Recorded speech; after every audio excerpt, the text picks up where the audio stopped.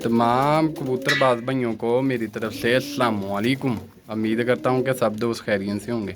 लो जनाबे वालिया माशाल्लाह शौक कर लो परवादी बच्चे बिल्कुल कोरे शौक करते जाओ। जिस भरा चाहिए हुण मेरे नाल राबता भी कर ले, चाहे वट्सअप ते कर ले चाहे कॉल ते कर ले, परिंदे मिल जाएंगे।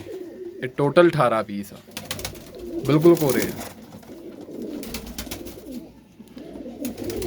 ये एक कली तो लाकर 6 कली तक आ। इन्हां च तकरीबन तो तकरीबन 4 तो 5 पीस होने आ ਜਿਹੜੇ 5-5 6-6 परदे बकाया 2 परदा कोई 3 परदा कोई 4 कली का, यानी कि इदा ही है। ये टोटल 18 पीस आ।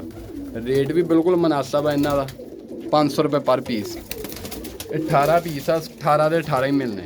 शौक करते जाओ, जिस भरा चाहिए हुण मेरे नाल राबता भी कर लवे। आ सियालकोटी बच्चा वा, आ भी सियालकोटी बच्चा मैलियां अखां दा, गोल्डन बच्चा टैडी क्राच च बच्चा वा। सामने भी टैडी क्राच च बच्चा आ गया। शौक करते जाओ, जिस भरा चाहिए हुण मेरे नाल राबता भी कर लवे, चाहे वट्सअप ते कर ले चाहे कॉल ते कर ले। आ भी टैडी बच्चा और रामपुरी बच्चा।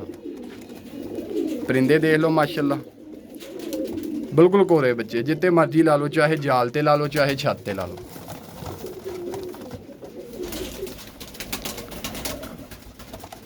₹500 पर पीस।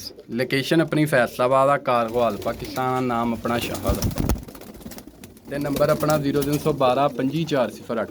यही कॉल नंबर है, यही व्हाट्सअप नंबर है। चाहे मेरे नाल व्हाट्सअप ते रबता कर लो चाहे कॉल ते कर लो। आ लाखा बच्चा जोड़ा इंडियन है, एक होर बच्चा लाखा वो भी इंडियन है, सामने आ गया। ये बिल्कुल हली चीक है, कल्ले कल्ले पीस का शौक कर लो।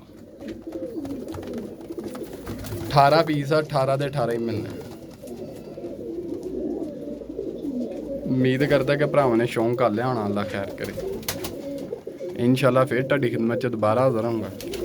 इजाज़त चाहता हूँ। ओके जी।